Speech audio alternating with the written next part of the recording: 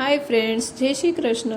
आज मोड़ाकतनो बीजो दिवस है तो मैं मारा बाळको माटे फराळमां खाई शकाय तेवा मखाणाना लाडवा बनाव्या छे। ते माटे आपणे एक पेन लई लेशुं, तेमां 2 वाटका मखाणा लई लेशुं, तेने सरस क्रिस्पी थाय त्यां सुधी शेकी लेशुं।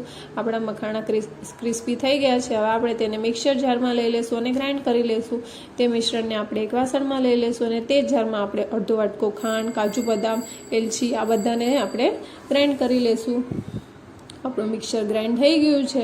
હવે આપણે તેને એક મોટા વાસણમાં લઈ લઈશું અને તેમાં આપણે 4 થી 5 ચમચી ઘી એડ કરીશું। તમે ઘીની જગ્યા પર મલાઈ પણ એડ કરી શકો છો। બધા મિશ્રણને આપણે મિક્સ કરી લઈશું અને તેમાંથી લાડવા બનાવશું। હવે આપણે મખાણાના લાડવા તૈયાર છે।